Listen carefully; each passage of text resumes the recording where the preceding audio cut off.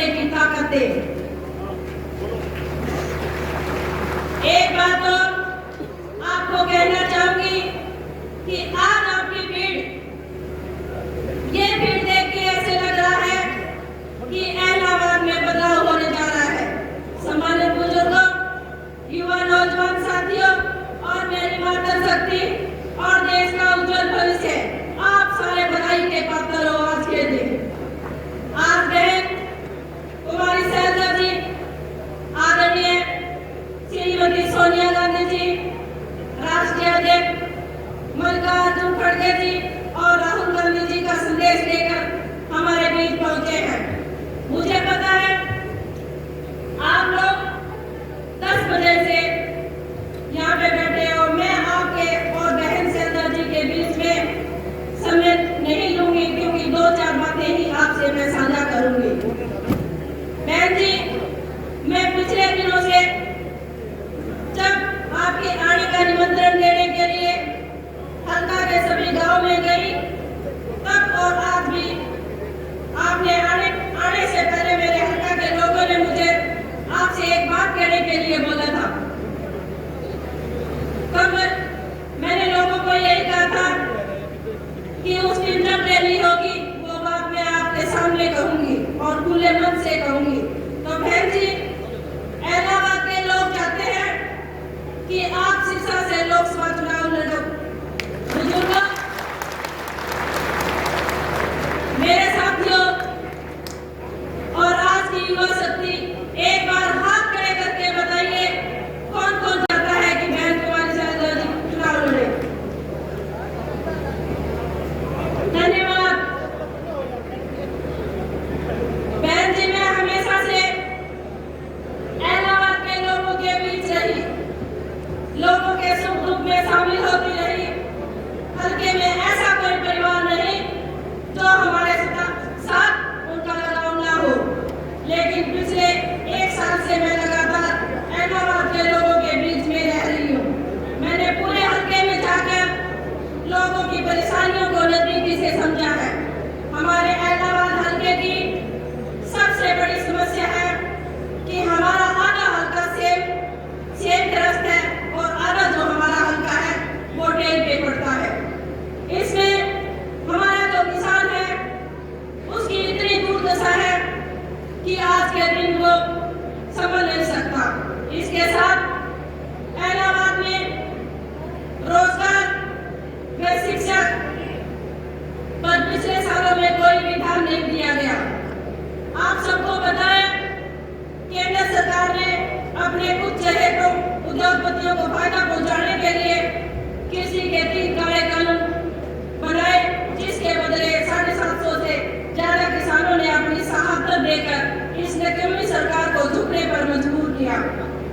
आज जब किसान ने दोबारा अपनी बात सरकार के सामने रखनी चाहिए, तो किसानों को फिर आंसू गैस के किसानों पे गोले फेंके गए और हमारे पंजाब बॉर्डर को ऐसे सील कर दिया कि सामने किसान नहीं, आतंकवादी खड़ा हो। एक साइड बीजेपी वालों ने नारा दिया था कि बेटी बचाओ बेटी पढ़ाओ का, और आपके सामने है सबसे पहले महिला सरपंच बनी और पंचकूला में इस गंदी सरकार ने लाठियां बांधने का काम किया।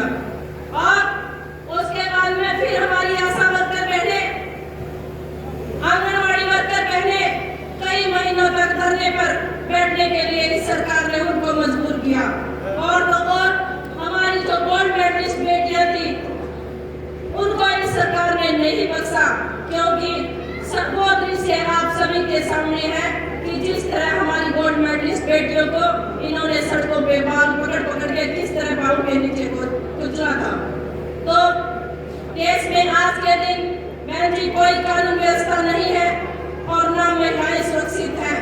देश की संपत्ति को बेचा जा रहा है। भाजपा सरकार के साथ साथ इलाहाबाद का भी बहुत बड़ा दुर्भाग्य है कि लगातार 4 बार यहाँ से विधानसभा पहुंचे प्रतिनिधि ने भी हल्के की कोई भी आवाज विधानसभा में नहीं उठाई। मैं अपने बुजुर्गों से, नौजवान साथियों से और मेरी मातृशक्ति से कहना चाहती हूँ अब समय आ गया है, आपको सोचना होगा कि आपने 4 बार चुने विधायक को विधानसभा भेजा, उसने आपका फर्ज निभाया क्या? मैं आप ही से पूछना चाहती हूँ, एक बार हाथ खड़े करके बताइए और बता दीजिए कि किसने कोई काम किया है क्या आपके सामने। साथियों, आपको सोचना होगा कि इलाहाबाद की तरक्की के लिए, और साथियों आपको सोचना होगा इलाहाबाद के विकास के लिए। साथियों, आपको सोचना होगा इलाहाबाद के पढ़े लिखे उस व्यक्ति के लिए जो आज बेरोजगार है। आपको सोचना होगा हमारी सेहत की समस्या व सफाई समाधान के लिए। बुजुर्गों, नौजवान साथियों, बदलाव का समय आ गया है। सत्ता और प्रतिनिधि के बदलाव को आपको सोचना होगा। इलाहाबाद के किसान, मजदूर, दुकानदार, कर्मचारी कैसे खुशहाल हो। बुजुर्गों, नौजवान साथियों, आपको सोचना होगा ये सब कौन कर सकता है। आपने किसको इलाहाबाद की आवाज बनाकर विधानसभा भेजना है। साथियों, ये लोग जात पात के नाम पे, धर्म के नाम पे लड़वा कर अपनी राजनीति रोटियां सेकते हैं। अब तक ये लोग आपके बीच में नहीं आए, पर मैं एक बात आपको बताना चाहूंगी कि चुनावी वर्ष है और ये बरसाती मेंढक की तरह अब आपके पास आएंगे। हर तरह की नई नई योजनाएं लाई जाएंगी, आपको बहलाने फुसलाने का काम करेंगे, तरह तरह की योजनाएं लाने का काम करेंगे, आपको लोग लालच देंगे, लेकिन अब आपको इनके बहकाव में नहीं आना। एक वोट के अधिकार के अलावा इस तानाशाही सरकार ने हमारे पास कुछ नहीं छोड़ा। और एक बात और बताना चाहती हूँ कि दोबारा ये चूक अपने आप से होती है तो दोबारा ये जनता, ये भाजपा सरकार है, वो हमसे अपने वोट का अधिकार भी छीनने का काम करेगी और दोबारा इलेक्शन भी नहीं होगा। अगर आपने एक बार और उनको वोट देकर गलती कर दी तो ये सारा जो वोट का अधिकार है वो भी हमसे छीनने का काम करेगी। राहुल गांधी जी ने भारत देश को जोड़ने के लिए कश्मीर से कन्याकुमारी तक पैदल यात्रा की थी। इस संदेश को आगे बढ़ाते हुए भाईचारे की मिसाल छत्तीस बिरादरी की नेता हमारी बड़ी बहन कुमारी सैलजल जी ने भी पूरे प्रदेश में कांग्रेस संदेश यात्रा निकाली ताकि लोगों का आपस में भाईचारा बना रहे। बुजुर्गों, मेरी माता शक्ति और मेरे युवा नौजवान साथियों, भाजपा के अन्याय का समाप्त हो चुका है, इनका पाप का घड़ा भर चुका है। अगर आप चाहते हो कि इस तानाशाही सरकार से हमारा पीछा छूटे तो हमें अपनी राजनीति से ऊपर उठकर और छत्तीस बिरादरी को एक साथ खड़ा होकर अपने वोट की चोट से इस बीजेपी सरकार को सबक सिखाना होगा। इसके लिए हमें मेहनत करनी होगी और सोनिया गांधी जी और राष्ट्रीय अध्यक्ष मल्लिकार्जुन खड़गे जी और राहुल गांधी जी के नेतृत्व में हम घर घर जाके कांग्रेस पार्टी की नीतियों के बारे में बताना होगा। आज से ही हमें बूथ स्तर पर काम करना होगा और कांग्रेस पार्टी को मजबूत बनाना होगा। एक बार मेरे सम्मानित बुजुर्ग और माताएं बैठी है, मैं आपसे पूछना चाहती हूँ कि बहन कुमारी सैलजल जी को आप विश्वास दिलाओ कि कौन कौन बहन सैलजल कुमारी के साथ खड़े होकर हरियाणा के अंदर कांग्रेस पार्टी की सरकार बनाना चाहते हैं। सबका बहुत बहुत धन्यवाद।